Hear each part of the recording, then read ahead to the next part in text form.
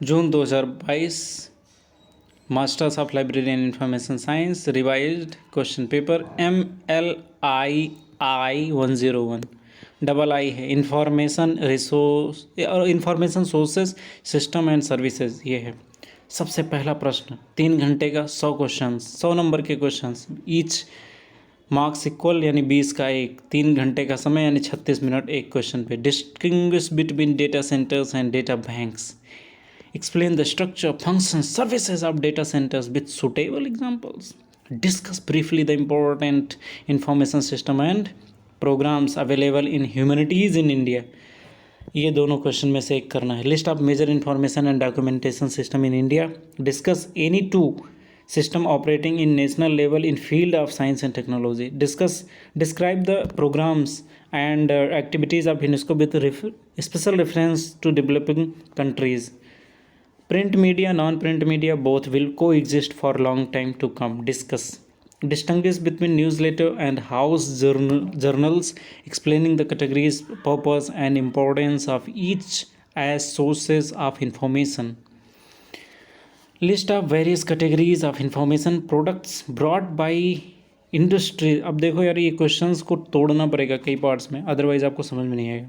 So list of the various categories of information products brought by the industrials, commercial और public organisation. अब ये दोनों industrial, commercial और public organisation. Describe the functions, types, contents और and characteristics of any one of them.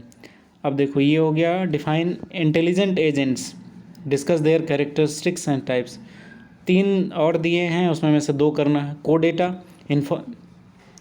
Electronic documentary delivery service, document delivery service, EDDS invisible colleges, trend reports, disintermediation. ये शानदार कुछ questions दिए हैं, जिसने पढ़ाई नहीं किया होगा वो जा कर के वहाँ बनाएगा क्या, गोला बनाएगा और कुछ नहीं। हाँ, गोले से याद आया आपको, डायग्राम भी इसमें बना सकते हो, खूबसूरत इसको क्वेश्चंस कर सकते हो। डेटा केंद्र और डेटा बैंक में प्रमुख अंतर स्पष्ट कीजिए। डेटा केंद्र, डाटा का आंकड़ा लिख देते, आंकड़ा केंद्र की संरचना, कार्यों और सेवाओं की उपयुक्त उदाहरणों के साथ व्याख्या कीजिए। भारत में मानविकी में उपलब्ध महत्वपूर्ण सूचना प्रणालियों और कार्यक्रमों के संक्षेप में चर्चा कीजिए। फिर से अंग्रेजी पढ़ना। मानविकी को बोलते हैं क्या, ह्यूमैनिटीज़। भारत में प्रमुख सूचना और प्रलेखन प्रणालियों की सूची बनाइए। विज्ञान और प्रौद्योगिकी क्षेत्र में राष्ट्रीय स्तर पर प्रचलित किन्हीं 2 प्रणालियों की व्याख्या कीजिए, चर्चा कीजिए। तो आप कर लीजिए। विकासशील देशों के विशेष संदर्भ में यूनेस्को के कार्यक्रमों और गतिविधियों का वर्णन कीजिए। मुद्रित माध्यम, अमुद्रित माध्यम, प्रिंट और नॉन प्रिंट, दोनों के आने वाले लंबे समय तक अस्तित्व बना रहेगा, दोनों एक साथ रहेंगे। फ़ोन में स्पेस खत्म हो गया।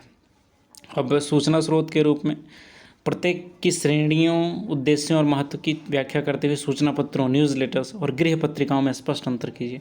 औद्योगिक, वाणिज्यिक और सार्वजनिक संगठनों द्वारा तैयार किए जाने वाले सूचना उत्पादों की विभिन्न श्रेणियों की सूची बनाइए। उनमें से किसी एक सूचना उत्पाद के कार्यों, प्रकारों, अंतर्वस्तुओं और अभिलक्षणों का वर्णन कीजिए। बुद्धिमान एजेंट को परिभाषित कीजिए, उनके अभिलक्षणों और प्रकारों की चर्चा कीजिए। निम्नलिखित में से 300 शब्दों में संक्षिप्त टिप्पणी। 300 शब्दों, एक लाइन में 10 वर्ड्स आ जाते हैं। देखो अब इसी से पता चल जाता है कि लगभग 1.5 से 2 पेज इस पर लिखना। 300 पेज ये लिख रहा है, यानी इस पे 3 लिखना है, तो एक हो जाएगा कितना, ये 20 नंबर का है तो एक 7 नंबर का हो जाएगा, और 3 लिखोगे तो हो जाएगा 900 वर्ड्स। ठीक है, तो 20 नंबर का 900 वर्ड्स इसी में बता रहा है। क्योंकि ये क्वेश्चन 300 वर्ड का है, तो यहाँ पे करीब 900 वर्ड्स कितने में आ जाएंगे, कितने पेजेस में आ जाएंगे? 900 वर्ड्स आप देख लेना कितना पेज आ रहा है। तो इस हिसाब से शब्द, कुछ लोग बोलते हैं कितने शब्द लिखना है। कोडेटा, इलेक्ट्रॉनिक प्रलेख वितरण, इन विजुअल कॉलेज, प्रवृत्ति प्रतिवेदन, मध्यस्थता विहीनीकरण, इसके बारे में आपको शॉर्ट में लिखना था। तो ये है कुछ प्रीवियस ईयर क्वेश्चन पेपर्स, आप देख लेना। All the best, thank you very much.